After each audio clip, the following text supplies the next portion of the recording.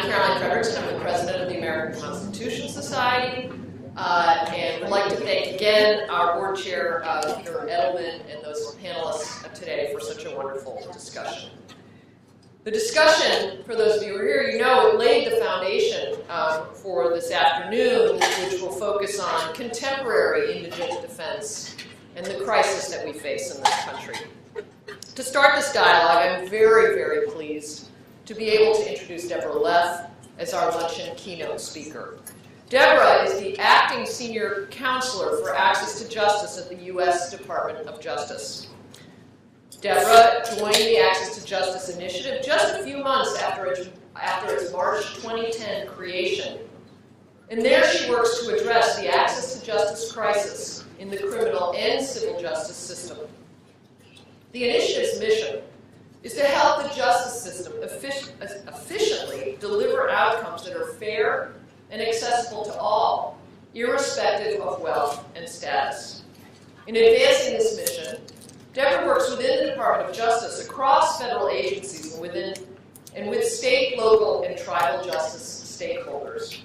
I would just have to say this is a tremendous initiative. I would like to really congratulate the leadership of the Department of Justice and the Attorney General particularly for having understood the depth of need in this country to have much more forceful engagement at the national level with our indigent defense system.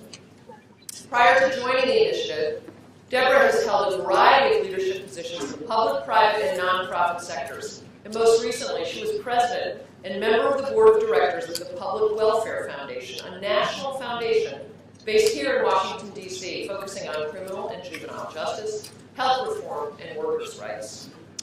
Deborah is a graduate of Princeton University's Woodrow Wilson School of Public and International Affairs, where she was named a university scholar, and earned her law degree from the University of Chicago Law School and an honorary doctorate from Lake Forest College. So please join me in welcoming our wonderful speaker, Deborah Leff.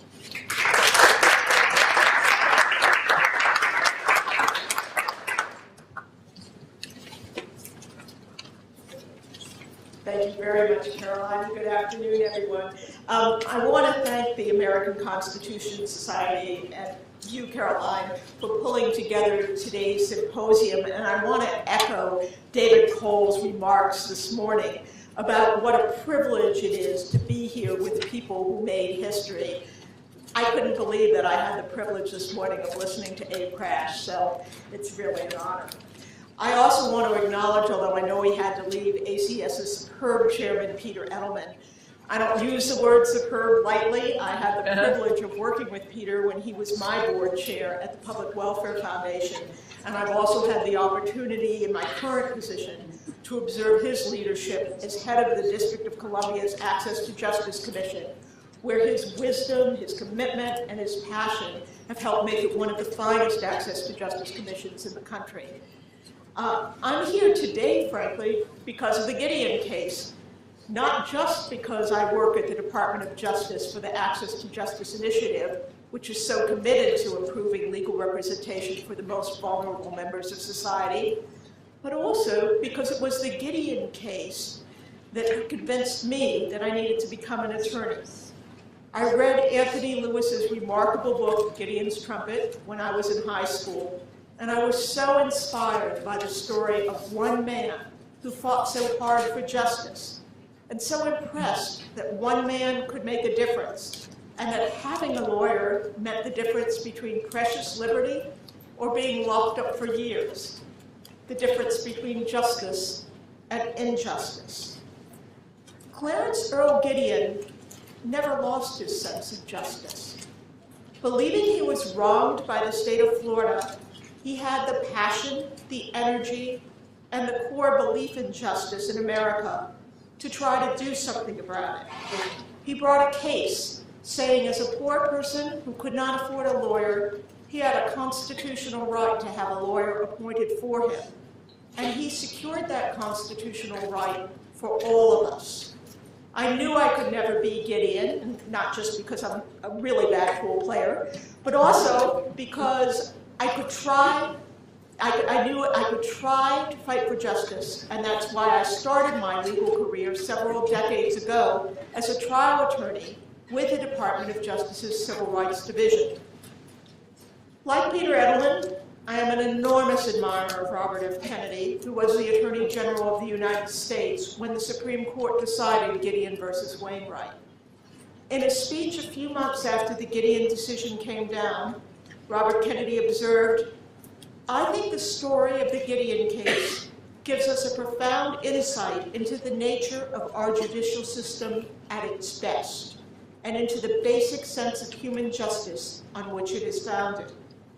If an obscure Florida convict named Clarence Earl Gideon," he said, "had not sat down in his prison cell with a pencil and paper to write a letter to the U.S. Supreme Court, and if the court had not taken the trouble to look for merit in that one crude petition among all the bundles of mail it must receive every day, the vast machinery of American law would have gone on functioning undisturbed." But Gideon did write that letter. The court did look into his case. He was retried with the help of competent defense counsel, found not guilty, and released from prison after 2 years of punishment for a crime he did not commit. And the whole course of American legal history has been changed. The course of American legal history has indeed changed, but it has not changed as much as we would like, or as indigent defendants need to achieve justice. We know from a 2011 Justice Policy Institute report that only 21% of reporting state public defender systems and only 27% of county-based public defender offices have enough attorneys to meet caseload guidelines. The majority of county-based public defender offices do not have caseload limits, and they don't have the authority to refuse cases when they are assigned more cases than they can competently and responsibly handle. Lawyers' caseloads go unchecked, and they'll work too often unsupervised. Those caseloads can be immense, sometimes totaling more than 700 felony cases per year per attorney. So intense that the pressure to get defendants to plead guilty and get off the court dockets is enormous. The salaries of contract and appointed counsel, where the contract often goes to the lowest bidder, the lawyer who offers to achieve justice at the lowest cost, are so meager that the result is often assembly line justice. 87% of small county public defender offices do not have a single full-time investigator.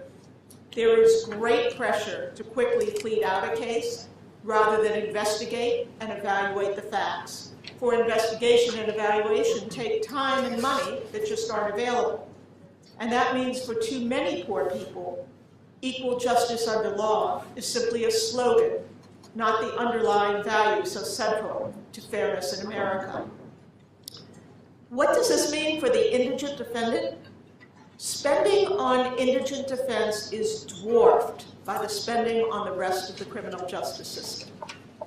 A 2009 report authored by the National Right to Counsel Committee found pervasive inequities between the resources allotted to defense counsel and prosecution, despite the American Bar Association's urging for, quote, parity between defense counsel and the prosecution with respect to resources.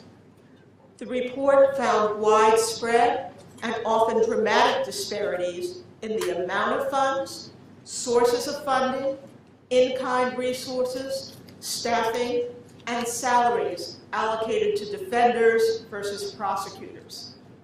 For example, in Tennessee, in 1 year, there was a difference of more than $70 million between the budget allotted to prosecutors and to indigent defenders. And in California, the difference in funding rose over 20% from one fiscal year to the next, despite the fact that the California Commission on the Fair Administration of Justice found that the state's indigent defense system is underfunded by more than $300 million. All you have to do is pick up the paper, or look on the web, or talk to folks on the subway. to know that sequestration is wreaking havoc on federal budgets. But despite the strains that we are going through and the cutbacks we are making, the Department of Justice is continuing its support for indigent defense projects, because fulfilling Gideon's legacy and ensuring the constitutional right to counsel are central to our mission. At the Justice Department, my boss, Attorney General Eric Holder, has repeatedly spoken of this country's indigent defense crisis, noting that the basic rights guaranteed under Gideon have yet to be fully realized. Millions of Americans still struggle to access the legal services that they need and deserve, and to which they are constitutionally entitled. And far too many public defense systems lack the basic tools they need to function properly. We are working to address that, and in fact, the office that I lead, the Access to Justice Initiative, was specifically established, as Caroline mentioned, by the Attorney General in 2010 to work to ensure that everyone, including vulnerable populations and those who are poor, can access their fundamental rights. We work closely with the Department of Justice's Office of Justice Programs to support its work in making grants that advance indigent defense efforts. In 2012, last year, the Bureau of Justice Assistance awarded $1.2 million in funding to 4 states through an Answering Gideon's Call solicitation to help better understand and address indigent defense issues. Another $1.6 million was funded by the National Institute of Justice to support research projects looking at holistic defense approaches, juvenile waiver of counsel, and the challenges of representing indigent defendants who have mental health issues. Just last Friday, the Attorney General announced nearly $2 million in new initiatives for fiscal year 2013 to strengthen indigent defense. The Bureau of Justice Assistance will be issuing a new and additional solicitation to be titled Answering Gideon's Call: National Assistance to Improve the Effectiveness of Right to Counsel Services. This initiative will enable an organization to work directly with states and counties across the United States to enhance their ability to provide quality representation to indigent defendants and to promote implementation of innovative strategies that incorporate the ABA 10 principles of a public defense delivery system. The grant recipient will also provide training and technical assistance to state and local jurisdictions, produce publications and resources, and develop related national policies. In addition, 2 new jurisdictions will be awarded grants to improve indigent defense delivery systems. Building on last year's Answering Gideon's Call solicitation, these grants are designed to help state and local communities improve the capacity of indigent defense delivery systems and increase the knowledge base about those systems through research. Additional funds will be distributed through the Bureau of Justice Assistance's National Training and Technical Assistance Center to provide technical assistance to jurisdictions to meet their constitutional obligations to provide adequate representation to indigent defendants.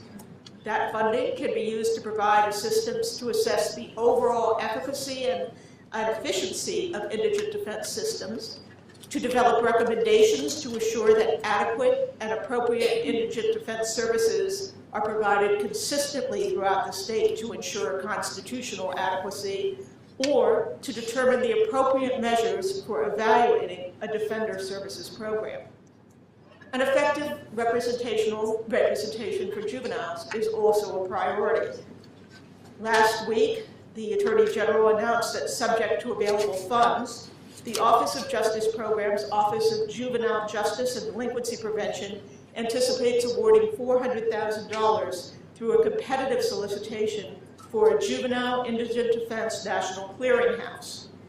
These funds will support the improvement of juvenile indigent defense across the nation, offering a broad range of activities and services to strengthen the overall level of systemic advocacy, increase the quality of juvenile indigent defense representation, and help ensure professional and ongoing technical support to the juvenile indigent defense bar. Along with this news, we, like I guess everybody in this room are all watching and assessing promising initiatives to improve indigent defense all across the country. Here's one example. When I tell people that many states and localities charge indigent defenders a fee for the services of a public defender, they can't believe it. Poor people have to pay for a public defender, but as some of you in this room know, in many states they do assess such a fee, and waivers are all too hard to come by. There are efforts afoot to rationalize or to end application fees so that indigent people are not required to pay for free counsel. We need to add our forces and support to make that happen. Defenders in communities around the country are filing motions to withdraw from cases due to excessive caseloads, and reform legislation is underway to institute caseload caps. Many states, Michigan, New York, Missouri, Georgia, Texas, New Mexico, Louisiana, among them, are undertaking reform efforts. They need to be encouraged. There is a growing holistic defense and community-oriented defense movement. The Department of Justice has been tremendously supportive, both through the Bureau of Justice Assistance grants to the Bronx defenders, and more recently through the National Institute of Justice funded study I mentioned that's now underway to evaluate such programs. And more work is being done by the Justice Department to make sure that all stakeholders have a voice in the system, and that defenders participate in state processes to determine the allocation of critical burn-jag funds so that the defense and court functions are supported along with prosecution. Here it is absolutely critical that you get involved and that your voices be heard. Like Clarence or Gideon, we cannot be satisfied with the status quo. We know that there is much left to do to fulfill Gideon's promise. So I think it's only fitting to close with the words of the man who made such a difference, the man whose contributions we celebrate today, the man whose vision we have left yet to fulfill. In a letter to his attorney, Abe Fortas, and this is the letter actually that Abe Crash referenced in his comments this morning, Mr. Gideon wrote, "I have no illusions about law and courts or the people who are involved in them. I have read the complete history of law ever since the Romans first started writing them down, and before the law of religions. I believe that each era finds improvement in law. Each year brings something new for the benefit of mankind. Maybe this will be one of those small steps forward." As it turns out, Gideon's step was a very, very big step. But there is a long road ahead to justice for many indigent defendants in this country, and we need to move forward with commitment, speed, and righteousness. I look forward to traveling that road